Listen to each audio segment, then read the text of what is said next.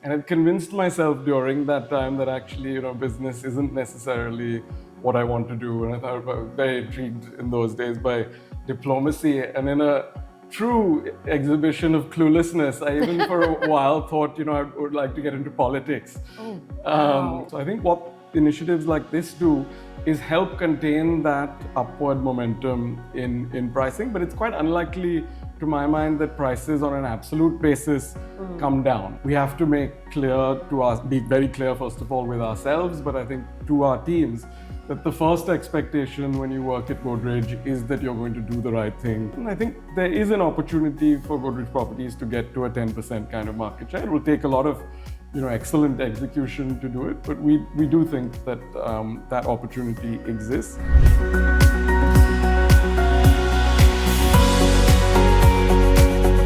Pirojsha, it's so lovely to be here. And the mangroves behind us, just beautiful. Congratulations, it's a beautiful office. Thanks so much, Devna. And Great to be seems with very you. sustainable, which we'll get to later in the interview. Looking forward to it. But I want to start with how you grew up and what the Godrej name meant to you at that time and being a Godrej.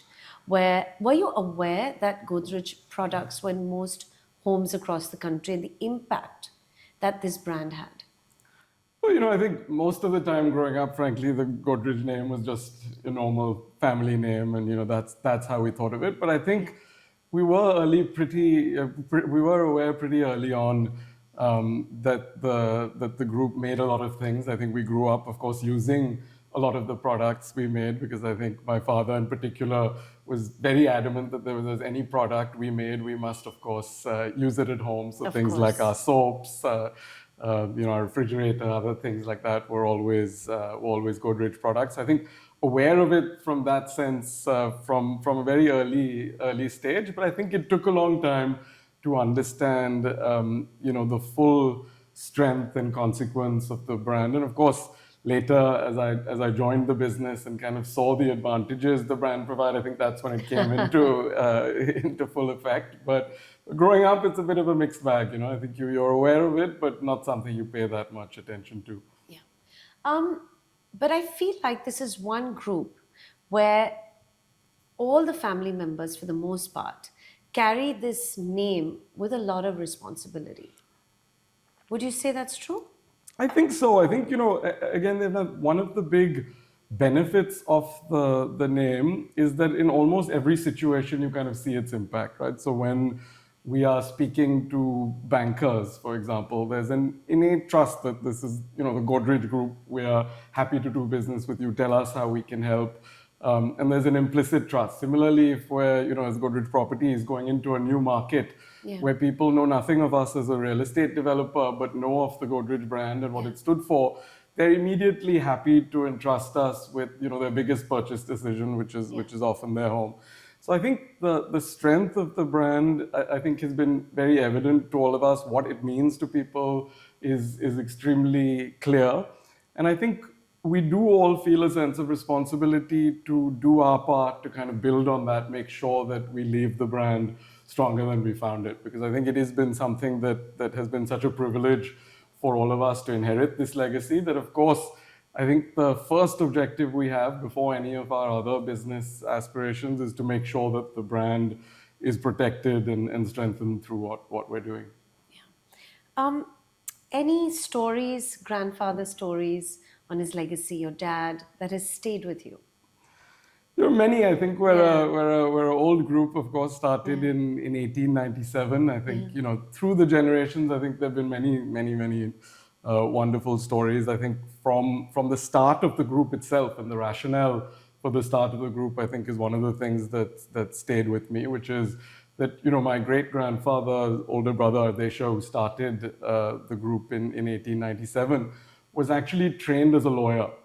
But decided to switch careers and become an entrepreneur because his view was that, the independence movement and the political independence that India was seeking, because remember now this is 50 years before actual independence, would only be meaningful and successful if India was also be able to become economically independent. So I think his aspiration for the country was to make sure that we were making things in India the original make in India, as we like to say.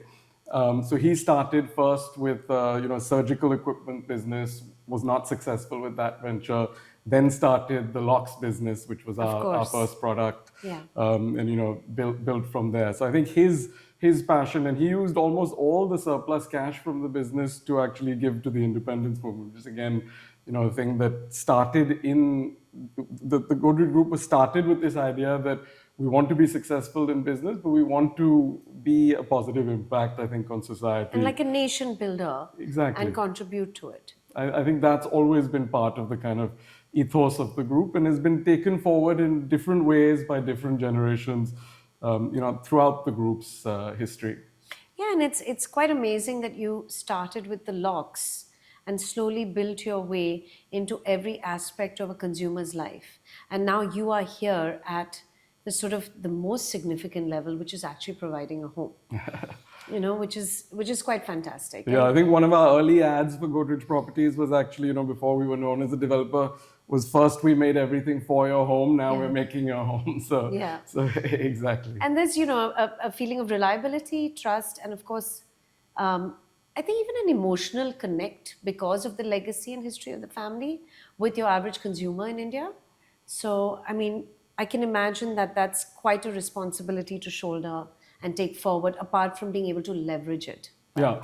No, it is, of course, it is a responsibility, but I think I look at it more as an exciting opportunity. I think we have to be very clear, first of all, with ourselves, but I think to our teams, that the first expectation when you work at Godrej is that you're going to do the right thing for your customers, for your other stakeholders, and that comes over and above in every instance where there's a question of, is there some profit impact, or are we going to do the right thing for the customer? I think it's important that we be clear about those decisions. And again, there are many instances of that, including some recent ones in Godrej Properties, where we've tried to live out those values.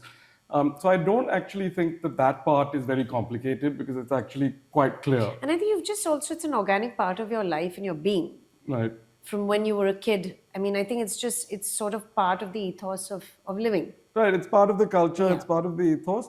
And then it's also nice that this isn't really, honestly, something that's a hard decision in that you are trading off financial upside for it. I think the fact that the brand stands for what it stands for actually creates the tremendous opportunities on the business side to use that, not use that in any way by misusing it, but use that effectively to grow the business and make sure that you understand that, this hard work of the last 125, 130 years can be damaged pretty quickly if you don't live by that ethos. So I think it's both what we'd like to do from a cultural perspective, but also makes great financial sense to keep investing in building that ethos and making it even stronger. Absolutely.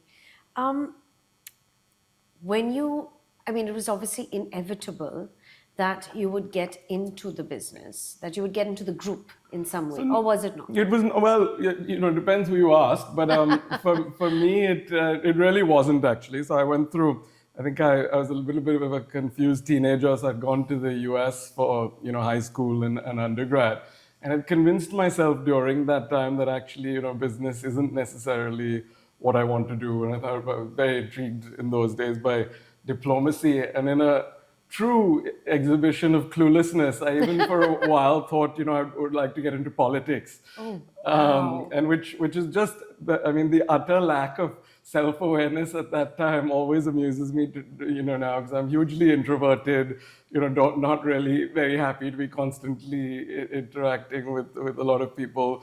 My language skills beyond English are pretty limited. So I think it pretty much as unsuited to that job as you could possibly be. Did you have good friends who are politicians or in the... Some, but that's not really what drew. I think I was in the US, I got really into their presidential elections at the time. I remember Bush versus Gore and things, following it closely and felt that politics was a job where you could have a lot of impact. So I think that's what excited me about it. And it's of course true that you can have a lot of impact through politics, but certainly not something I can be successful in, I reckon. So I didn't know you when you were younger, not very well, but I would not think of that career for you. we're all allowed a few youthful clueless. Absolutely, absolutely. Okay, so then you decided to enter the group and start with Godrej Properties. Right. What kind of training does it entail for you to actually enter a group this size with so many senior people? So, I think we were, of course, from a young age, I think conversations were quite frequently about business, what it takes to create a meaningful business, what are some of the challenges. My dad would talk to us from a pretty young age about that. My mom had her own great attributes that I think interested us, her flair for design and, creativity, and her people skills, all things I think quite different to some of the skills my father brought to bear. So it was very interesting actually growing up to see both That they of were those. absolute opposites, Yeah. but brought so much to... Exactly. So I think some of that certainly helped, lay some groundwork. I did study undergraduate business, which was from an academic point of view, some preparedness, but really I don't think there's any substitute for kind of joining the business, rolling up your sleeves, learning about it firsthand. Absolutely. And I think that's really where most of my learning happened, was actually once I joined the business, kind of saw what the challenges were, saw what the opportunities were. And Godrej Properties, when I joined, it was a very small business. Yeah. We were just kind of getting started. I remember the year I joined, we had, I think, about 40 crore in sales and 30, 40 employees in the company. At that stage, I hope, not too distant future, to get to 40,000 crore of sales in the business. So it scaled up well from there. I mean, you're almost at 16,000 crores for half the year in terms of bookings. Yeah. So last year we did about 30,000 for the full year. So I think, but learning a business, I don't think can be done through informal conversations or through academic studying. You have to get your hands dirty. There's no question about that. Why properties though? Why was that interesting to you? I mean, real estate per se seems like a sexy business. Real estate is sexy globally.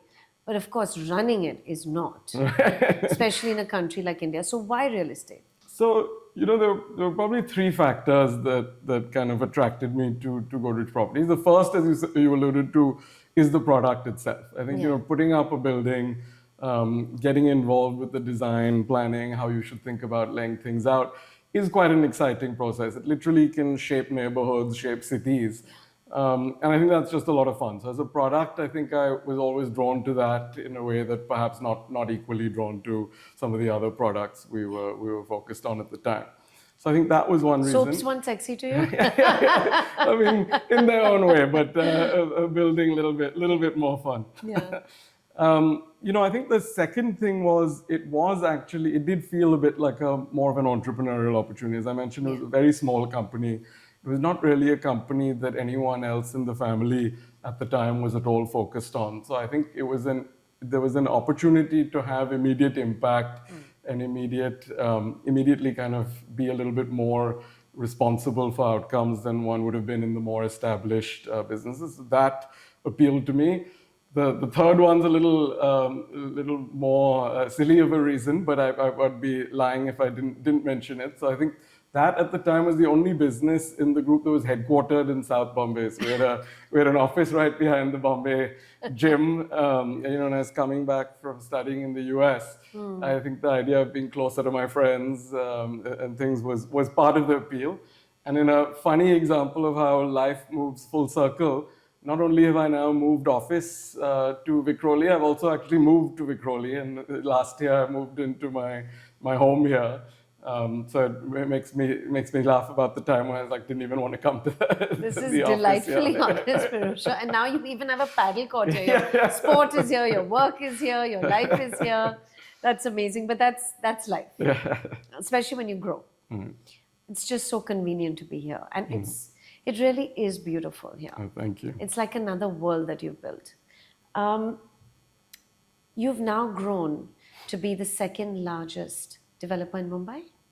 Is that yes, safe so to I say? think we're the largest developer nationally now and the second largest in Mumbai, NCR, Bangalore, and the largest in Pune. Yeah. How many projects do you have ongoing? Around the country, almost 100 now. Wow. And you used to have the joint venture model quite a bit. Right. and then you sort of started moving away from that. Right.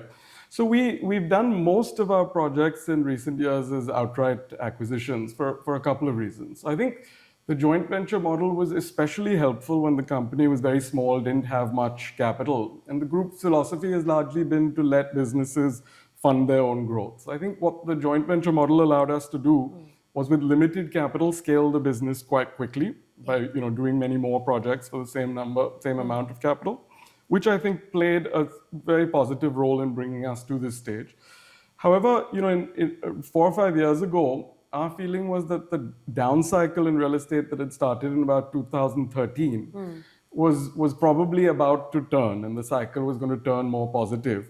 And we had both raised external capital by then and had operating cash flows that could support this. So what we decided to do was more aggressively invest in land, with the logic that in the upcycle, it is better to have the higher percentage of the project with you instead of sharing that pricing upside that typically happens in these cycles with the landowner. So that's what we did. We invested kind of very disproportionately into outright purchases. So it's not that we don't do joint ventures or won't do more of them in the future. We do have them as part of our mix.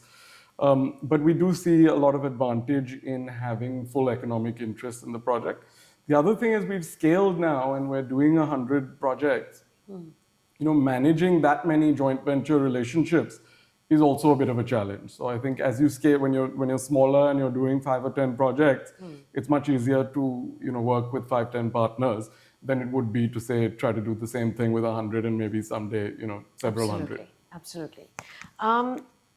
You operate mainly. I mean, your revenues come mainly from 4 major cities, or is it more spread out now? So it is, the large majority of our business comes from the top 4 markets of Mumbai, Correct. NCR, Bangalore, Pune. But beyond that, we recently entered the Hyderabad market just this year, actually. We're very happy with the outcome there. We've launched 2 projects there so far, sold a little bit over 2,500 crore worth of homes, which we think is the highest sales in any new market for a developer in their first year, which is great to see. We've also done projects in places like Calcutta and Ahmedabad. And one of the new areas we've been working on is what's called plotted development, where you're not actually building the buildings, but you're putting in the infrastructure, amenities, and letting the customers develop their own homes.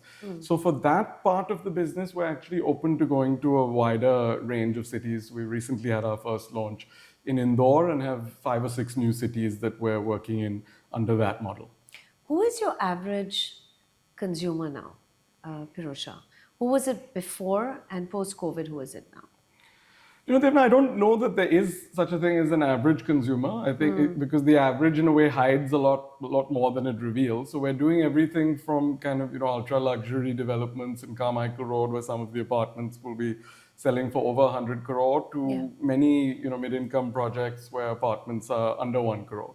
So the range is quite large, but to the extent that there is a typical project for us now, I would say it's a upper middle income development in one of these leading cities. But we have over the last few years gone towards a little more premium end of the market, partially in response to how we've seen the market itself developing post-COVID.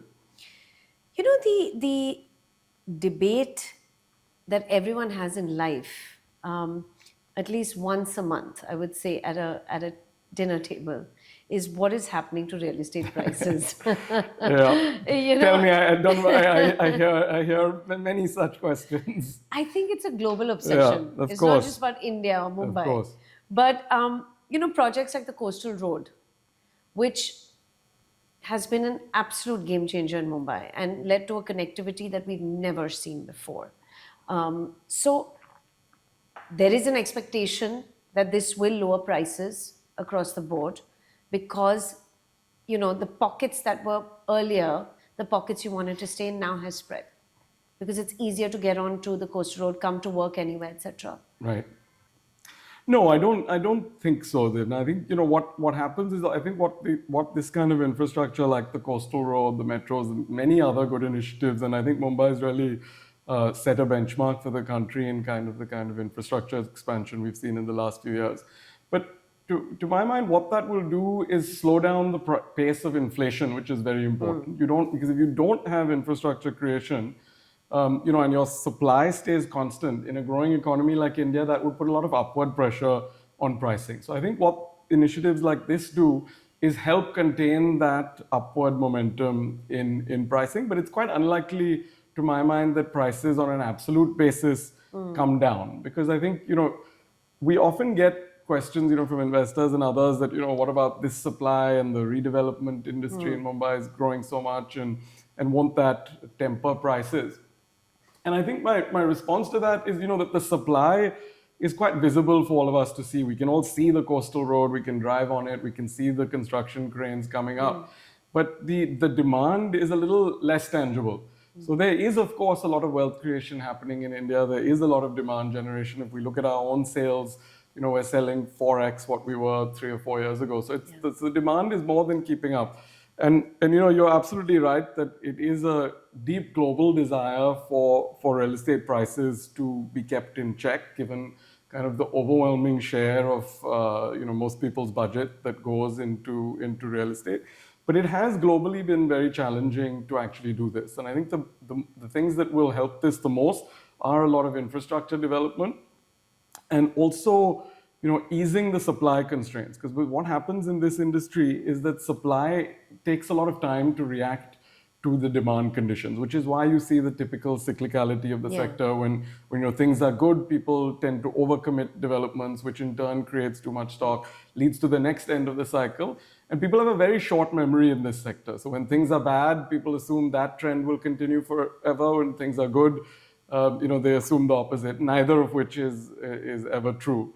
But this, I'm always struck when people talk about real estate prices being too high. Always struck by this story of the first apartment my parents bought in a building, called Usha Kiran, which was on Carmichael Road. Yeah. And, was considered the first skyscraper in the country at that time, 25 stories, which would be, and they had bought that apartment. And actually, when I moved back from the US, many years later, they had moved into a house, elsewhere. And I wanted to move into that apartment to use it, and did. And then I stayed there for a few years as a bachelor. And then when I was moving to a different apartment, we ended up finally selling that home that had been with the family for 40 years plus. And I think we did the math, and it was something like the appreciation in value from the time they bought it, in the 60s or whatever it was, to when we sold, was about 1,000x. So, literally that sort of appreciation. Yeah. But the part that actually really made me chuckle was that, we were discussing this in a format where one of our board meetings, where one of the people who'd been with our group for a long time was on the board. And he said, Pirojsha, I remember when ABG, my dad, was buying this apartment, and we all thought he was absolutely crazy for paying that price. Yeah. So, real estate prices, I think, always seem crazy, and unfortunately don't typically in cities like Bombay ever really tend to come down. Yeah. So even if they don't come down, we can take some assurance from these projects that the escalation may not now be what we've seen. So the real estate cycle, if you look at it in India, has tended to be about 7 to 9 years in length. And, I think this cycle looks like it's playing out quite similarly. And I would say this leg of this upcycle started right at the end of 2020. After being, a down cycle from about 2012, 13 to 2020. 2020 or 21 is when things really started improving quite sharply. You saw a couple of years where, people just needed confidence that demand was coming back. It wasn't just a one-off due to the pandemic, and volumes recovered. Then once that happened, and because supply hadn't reacted yet, you saw prices going up sharply. Actually, Mumbai went up a lot, but places like NCR and Bangalore saw even sharper price increases. And I think now we're kind of in the middle stages of the cycle, where I would expect more steady pricing growth. So I wouldn't expect to see the sharp pricing growth of the previous 2 or 3 years. And I think that'll last 3 or 4 years, and then you might be in the next end of the cycle, where you might see prices being absolutely flat for a few years. But this cyclical nature will continue. So you will, after a few years after that, again have a period where prices go up. But do you feel that, equity market volatility, there's always been cycles of volatility as well Right. in the equity markets. But now the volatility in the equity markets is a bit different because it's the global factors are just so uncertain at this point. Right. And India can't stay insulated for too long, right? And we've seen, cycles now in the last couple of weeks only how sort of volatile it is. Would that not affect the real estate market? It could then. I think there's many moving parts. So hard for any forecast to have any great deal of certainty attached. Pirojsha, I'm here for a forecast. Okay. Where's that So I remember during the crystal ball? So during the down cycle, I think I'll be probably wrong about this more often than not. But during the down cycle, I remember saying, I think we're 1 year away from the improvement for about 3 or 4 years before finally I was right. Look, I think the best sense is that there's not going to be any great correction. I think it would be very surprising. Now, can you rule it out? Is there another economic shock of the scale of 2008, 9, even bigger? Of course, things can change. But I think current visibility is India's economy is holding up very well. I don't think we are as impacted by global tariffs and things as most other countries. US trade is, of course, important to us. But it's a small part. It's a relatively small part. And I think given the structural factors driving India and the US together, I'd be surprised if this lasts more than a few more months. So I think, first of all, that will resolve. Secondly, I think even if it doesn't, there are other opportunities for India's economy. And I think the kind of investments we're making into infrastructure, the kind of overall economic growth the country is seeing, and the fact that economic growth is now a core part of the agenda of every Indian, it makes me feel that it's quite unlikely that we return to an era of much slower growth, which is what it would take, I think, to significantly disrupt the sector and reduce pricing. In my career of 20 plus years now, I've never seen real estate prices correct more than for a very short period of time, and that too typically after a huge spurt upwards. You've taken the company through an IPO. You've scaled it in a way that I'm sure has surprised many who may have been a little skeptical earlier, given Godrej Properties was 40, 50 crores when you entered. So last year we did about 30,000 crore of sales, and quite pleased with the kind of growth the company's seen, particularly during this upswing in the cycle. So in FY22 our sales were about 8,000 crores. So we've nearly quadrupled the business in a period of 3 or 4 years, which I think is a great testament to the good work the team's done and also the scale of the opportunity. What's exciting, though, is that despite that growth and despite us now being the largest developer in the country by sales, we feel we're still scratching the surface of the opportunity. If you look at our total market share, last year it was about 4.3%, which, if you look at most other sectors and you talk about the sector leader, you'd expect a strong double-digit at minimum share of the market. And I think there is an opportunity for Godrej Properties to get to a 10% kind of market share. It will take a lot of excellent execution to do it, but we do think that that opportunity exists. And of course, the share is also not of a static market. The market itself, we think, will grow tremendously over the next decade or two. So I think the scale of opportunity is large. 25 million square feet sounds like a big number. But I remember a few years ago, actually, just before the pandemic started, the entire top team of Godrej Properties went and spent a week in China meeting some of the largest developers there, because our sense was they had gone through this kind of very rapid growth curve that we were aspiring to. And I think it was, both, we were quite happy that I think last year we did 25 million square feet. This year that we visited, if I recall correctly, we'd done about 6 million square feet of sales, and we felt pretty good. I think we were the second biggest in India or something at that time. And when we got to China and met the developers there, one of them was doing 600 million square feet that year, and another one was doing 400 million. So I think it put it into context, kind of the scale of where we are still as an industry and where the opportunity may take us. China, of course, may not be the best comparison in some ways. I think the industry there has gone through a lot of turmoil. Yeah. There has been a lot of overbuilding. But even if you take China's scale and divide it by half, Yeah. and say that the big developers, may never do 600 million, but maybe will do 300 million. Yeah. And if we're at 25 million today, clearly the headroom for growth exists. But I think it's this industry. I think the danger is actually thinking too much about growth and getting too seduced by the idea of growing bigger and growing in scale. I think it's very important to focus on making sure your execution engine can back up this kind of sales, on making sure that the kind of margins and returns you're generating are actually very exciting, because otherwise, growing without that can create a lot of problems in this industry. And also, look, at the end of the day, real estate is a very different business to anything else that the group is doing. Right. It's, there are players like DLF, etc., who, Lodhas, they've been established for many, many years, have deep roots in many different ways, whether it's, through relationships or land banks or all of that. So it's a very different beast to get into and try to attain leadership in. And yet the strides you've made are pretty damn aggressive and been able to.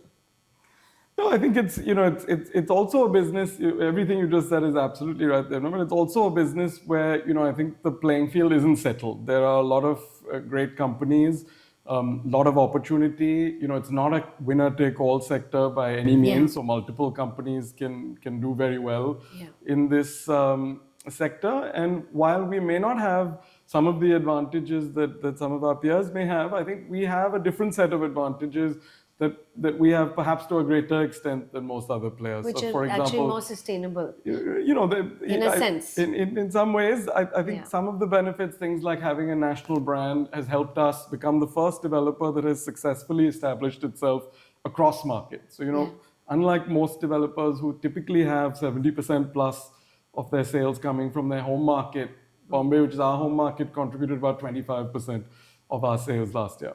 Being part of a larger group gives you that kind of financial muscle and wherewithal to withstand kind of some of the sector-specific shocks.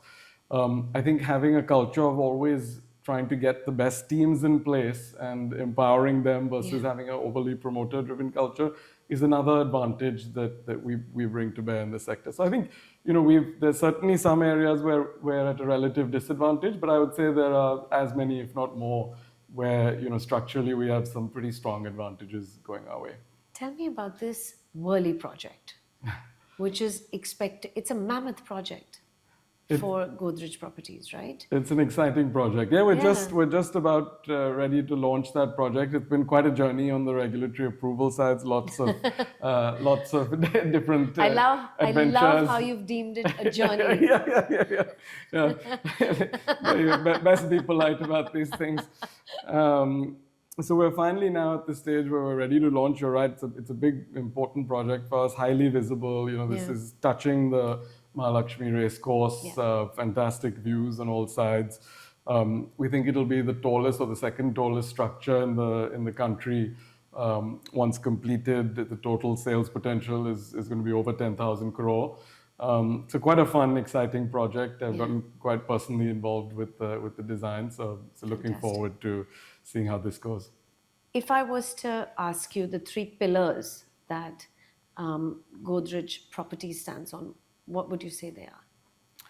No, I think what we'd like to be known for over a period of time, and I think we're at different stages of the journey, is one, we want to make sure that Godrej reputation for trust, innovation, reliability is brought to bear fully on this company. Because I think in a way it's the company most suited to fully leverage those, but also the one where if in any way we get it wrong, I think customers will be most disappointed. Because I think in this sector, developers have typically had a hard time consistently delivering. We've had our own fair share of challenges in terms of sometimes on timelines and things.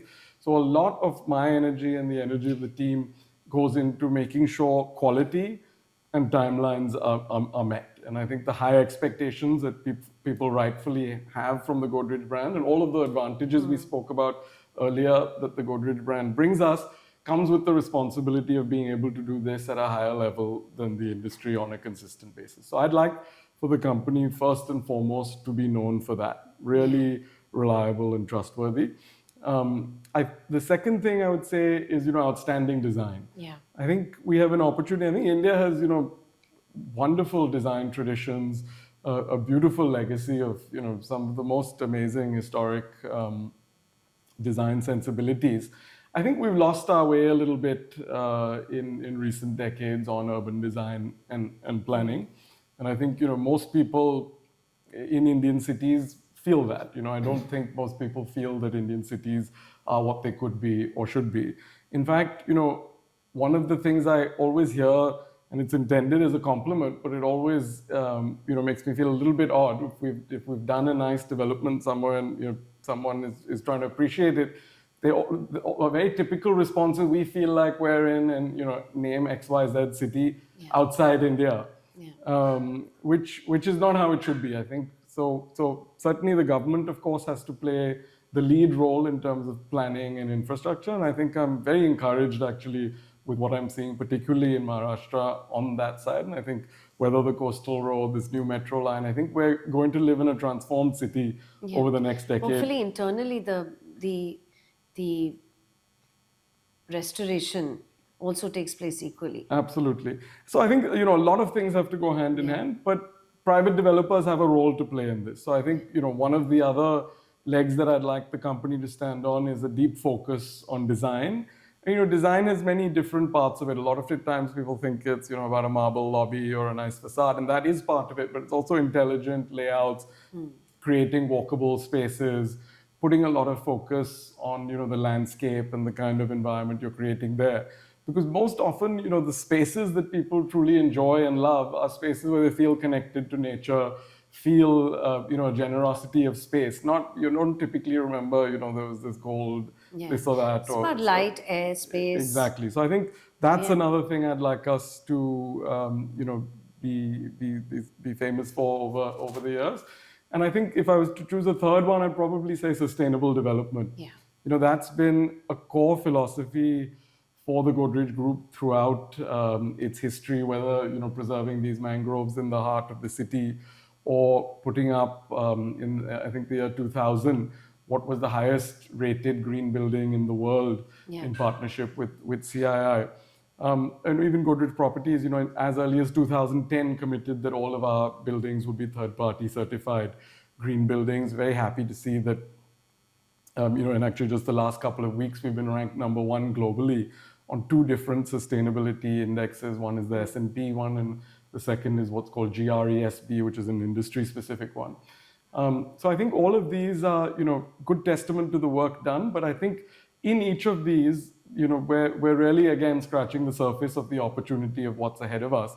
And as we scale, I hope we're able to do it in a way where these 3 conditions, the quality and trustworthiness of our commitments to customers are met. And responsibility to the environment. And the responsibility to the environment and contribute to the kind of design environment of the cities we work in. Do you think that it's not long now before there will be penalties for lack of green development or non-clean development? There's a lot of, I think Or let's put it this way, that you think sustainable projects and greener projects will be rewarded more? Yes, I think I do think that. First of all, there are already some policies. For example, some jurisdictions today in India have policies where you get 5% extra FSI if you're able to do a green development as per the standards they set out, which I think is a great way of approaching it. Because one of the challenges I find in the sector in India is there's an attempt to control a lot of things without kind of looking at the multiple impacts that has.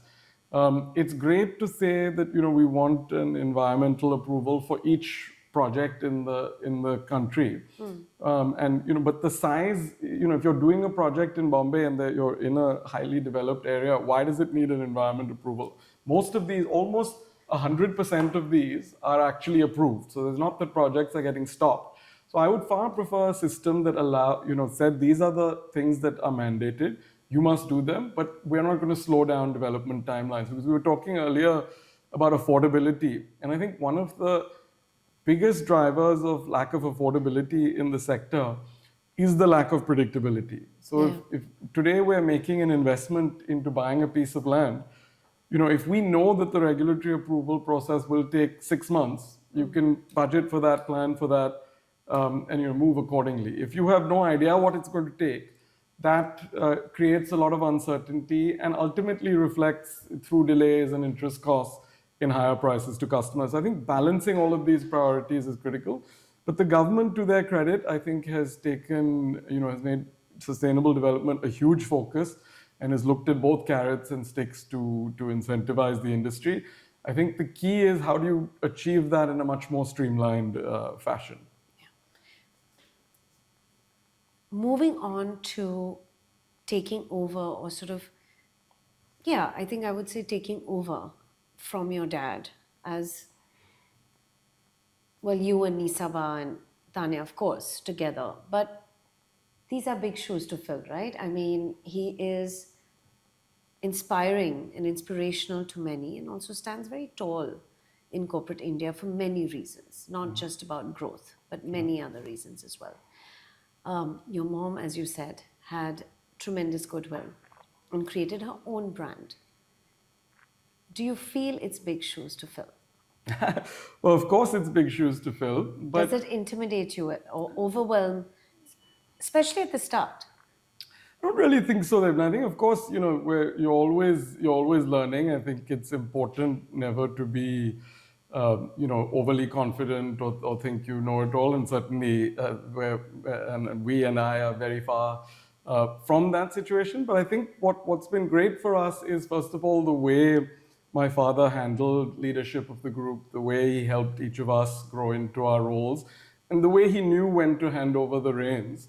I think is quite inspiring, and particularly as you see quite often in corporate India, stories of disputes or people staying on, perhaps longer than they should, and see his willingness to hand over the running first day to day, and then in all practical ways of the group in a very generous and graceful manner, I think is a further testament to his incredible leadership. And we are, of course, all greatly inspired by his example.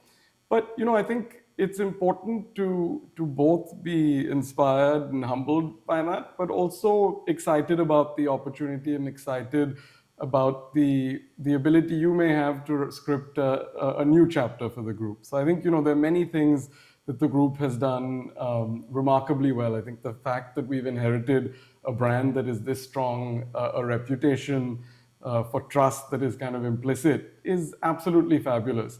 The number of different industries we've been able to create successful businesses in is absolutely fabulous. But at the same time, I think it's important to be able to put on a self-critical lens as well and say, okay, so the group has done many great things, but what's next, and what will be some of the things that you hope to do that weren't done? How do you think you're different from your dad? So I think, but I think first it's about what do you want to actually achieve. Yes. And I think if I was saying, from a group perspective, despite all these remarkable successes we've had, if I was saying something that I feel we could have done better, is taking some of these individual businesses and scaling them to full potential. I'd say, the Godrej Group today doesn't have a TCS type of company, and there's no reason that we can't or shouldn't. So I think one of the things I'd like to bring a lot of focus on is making sure, that all the sectors that we're present in, we aim to be one of, if not the leader in that sector, because I think we have the opportunity to create that. So a lot of focus, a lot of investment into teams. We've seen some of that success we were talking about earlier on the real estate side, now clearly being one of the leaders in the sector. I think there's an opportunity to do that across our businesses. I think that's something I'm very focused on. I think my dad and I are very similar in some ways, very different in others. I always think, these comparisons, that to the extent that the values are consistent, yes, I think that's what's important, right? I think that we both, I think the same way about the Godrej brand. think the same way about kind of carrying it forward, think the same way about treating people with fairness and respect. So I think that common base is there through the culture of the group and the culture of the family. How we go about doing that, what we think about delegation, how much of our time we focus on internal versus external, all of those I think can vary quite a lot, and they have varied quite a lot. As long as that cultural fabric and ethical fabric of the group is maintained as it always has been, I think in fact it's important to make sure that each individual in each generation responds to what they're seeing, leverages their own strengths, works on their own weaknesses rather than trying to be a mini-me of anyone else. Are you? So I think also what you've done quite well and successfully across the group is partner with extremely senior professionals, where there is a marriage as well as a sort of disconnect between the running of the company and promotership. Right. So it's both. It's not as if you're detached at all, but it's also you're able to delegate to someone that knows their job. I think that's very important. You've hit the nail on that. I think I think in a role like the one I'm doing now, I think the single most important thing is being able to attract the highest quality talent in each of the sectors. And I was told you're one of the highest payers. That the salaries of CEOs in Godrej so with that, and that's been, you were asking about things that have changed. That's something that's very, very different than how the group was, say 10, 20 years ago. And I think exactly that. We're very much saying that we want to work with best-in-class talent. We want to align them with the business's success.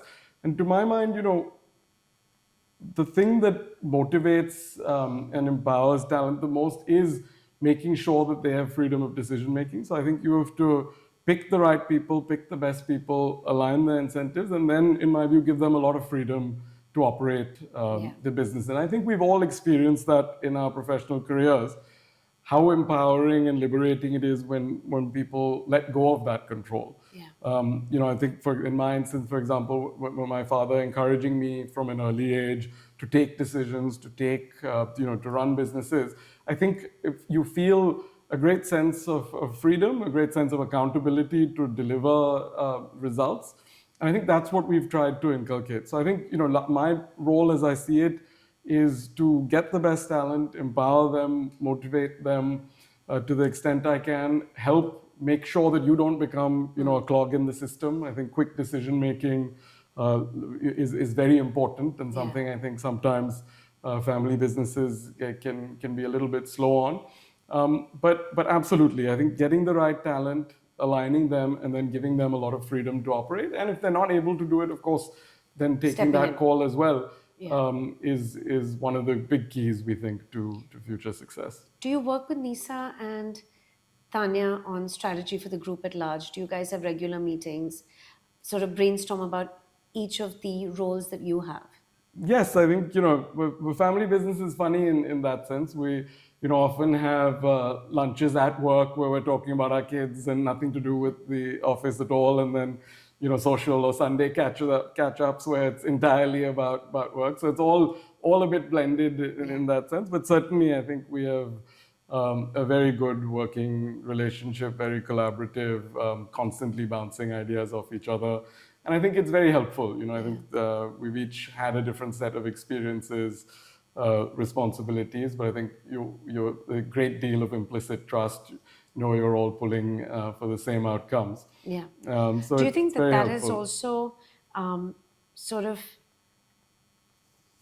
do you think that that's become even more sort of important to you guys after the, as you call it, realignment of shareholding or split or whatever? It's not even important what it's called. But after that happened? Well, I think it was there before that. It's here after that. I think first of all, I also tremendously enjoy working with my uncle Nadir, who's chairperson of the group. He's such a warm, kind person, just wonderful nature, always happy and a pleasure to be around. So I think we have a great working relationship. If there's anything important either one of us is thinking about, we'd bounce it off each other. I think my relationship with my sisters is extremely deep, and we've I think for many years had these kind of conversations. Nisa and I have worked very closely together throughout, including on the restructuring. And, I think the restructuring is something we're very proud of how that was worked out, because while in some ways it's sad that the overall group won't be run as a single entity anymore, I actually think in the long run this is something that's wonderful for both sides of the group. It'll create more business impact, I think more agility, because as a group gets to this scale with this many family members, I think alignment and things does become a bit of a challenge. So I think this will result for both sides in much stronger business outcomes. And what was, I think, especially pleasing for me was the way in which we were able to do it. It's almost like a blueprint. I mean, there was so much dignity in this whole negotiation. There was no mudslinging. It was quite private, as much as you could. Yeah, very grateful, I think, Keep to all it. family members for playing their part in making sure we kept it that way. And very happy to report that relationships, I think, as a result of that process, if anything, grew stronger. This summer we've been on holiday with our cousins who are on the other side of the business, so it's all quite nice how that's worked out. That's incredible. And very happy that. And it's incredible that even after hiccups, because no agreement comes without hiccups, or sort of disagreements, or a tad bit of hostility, and then for that to sort of give way to mutual respect and even friendliness is a huge achievement. And I think it also comes from the fact that everyone put Godrej as a brand first and values first. Well, thank you. I think I think great testament to all family members again for handling it in a spirit of collaboration and empathy and understanding, and very grateful to everyone for that. And again, I think it fits, as we were talking earlier, with the culture and ethos of the group. Tell me the mangroves that we see. Of course, the land bank of Godrej has been talked about as much as anything else. And what is the agreement now you have with Godrej Boyce on developing that land? So the agreement actually is exactly what it was throughout, which is that the land is owned entirely by Godrej Boyce. And that Godrej Properties has partnered Godrej Boyce, who will act as in the role of a development manager and is entitled to a share of the revenues in the project for that role. So we're entitled to 10% of the total top line in the project, but the land is entirely owned by Godrej Boyce. And that again was actually the understanding from before the restructuring, and so that part of the understanding has actually not changed at all. Which was interesting because for a while, a lot of the external commentary seemed to be that the land was some sort of big issue. Because land has always been fought over, right, in this country and every country. Well, I'm happy to share again that in this case, the agreement that was always there is what we continued with. It was not even a fight. So. And now you said Tanya's kids have come into the company. So it's even more important that this was all done. Because now the next generation, even with you guys, is going to come in. Of course, your children are small, but Tanya's are not, and Nisa's are somewhere in the middle. So it's great that this happened before that next generation or the fourth, fifth generation started coming into the company. Yeah, I think overall the restructuring to us is a great win-win for all sides, whether from a business perspective, family perspective. So very happy with that, and I think the timing was also perfect. Are you using AI, Pirojsha? And how are you using AI in the group now? And in properties? I think it's so we have, in our businesses, I think that we're at different stages of kind of AI deployment. In Godrej Properties, for example, we've done quite a lot of work on the design side. So looking at how AI can help standardize designs, help us crash timelines for design. So things like plotted development, when we look at efficiencies, projects that may take a designer several weeks now can be completed in a few hours. That's just one illustration. In Godrej Consumer Products, similarly on the marketing side, we used to spend a lot of time in making test adverts that would then be sent for final production. Now these can be done through AI, again, crashing timelines. Our youngest business, which is our financial services venture, has been kind of conceived as a digital first business, and almost all aspects of the business are utilizing AI in different ways. We're looking now at manufacturing applications as well. So I think there's a lot of different work streams kind of underway, still relatively early days, but already seeing some early wins in some of the areas I mentioned, things like customer service as well. Yeah. But I think the opportunities will, of course, only grow from here. Yes. Also on skilling, I just want to have a short input from you on that, because there are a lot of CEOs, promoters that I speak to, and they say there's a huge gap in terms of what the youth have actually learned in school, college, MBA, etc., and the skilling that is actually required for jobs today and what companies require on the ground. Is that fair? I think it is fair. I think there is a large gap, and it tends to be at all levels. So I think one of the areas where, as a country, we need to do more and better is on early education and making sure people are. I think we've done a great job at the very high levels of technical education, etc., which is why we're you see so many global Indian CEOs and things. But there is, I think, a big gap in terms of what the average Indian is currently accessing. We've tried to do a few things. So in Godrej Properties, one of the areas we focused a lot on is on training construction labor, so partnering with our contractors, running quite extensive training programs. We actually have a digital app where we register all our construction workers, which has a lot of videos in various languages, helping explain how various tasks are to be completed. A lot of on-site, training as well. In Godrej Consumer Products, we're working a lot with underprivileged women, training them to be beauticians. So as a group, we took on a goal a few years ago of helping to train 1 million Indians over a 10-year period, and we're on track so far to meet that goal. Each business is trying to focus on areas more relevant to its area of expertise. And then, of course, skilling, I think even I think you're talking about, again, more, people working at entry-level jobs, but I think even at mid-level. And I think it's very important to keep learning. So I think one of the big focuses for the group is how do we make sure that we create a learning environment for our teams. So we're a few months away from launching a pretty big initiative called the Godrej Learning Academy, which we're working with global best-in-class experts, incorporating things like AI, but having pretty end-to-end training for our teams. Who come, for example, when we're hiring laterally in Godrej Properties, people are coming from construction companies, very different backgrounds, ethos. How do we get them trained on both what we would like to do as a group, as well as kind of best-in-class expectations? And even at the things like CEO level, most of our CEOs either are currently or have at some point gone through one-on-one coaching with, again, some of the best talent available in the coaching industry. With this idea, again, that constant improvement is very important. how proud are you of being a Parsi, and how do you think it has shaped you? Well, extremely proud. I'm not a particularly religious person, but I think it's wonderful to see the impact a small community like this has had, and a positive impact, whether in almost any field, but certainly in businesses with groups like the Tatas, which we respect tremendously. So I think we do take a lot of inspiration from that. Our own history, I think, provides a lot of inspiration, as we were talking about earlier. I think the group was founded with this idea of creating economic self-independence, self-reliance for the country. And I think we've constantly wanted to build on that ethos. So a big portion of the equity in the group is actually owned by the Godrej Foundation, that's doing a lot of great work on environmental issues, education, healthcare.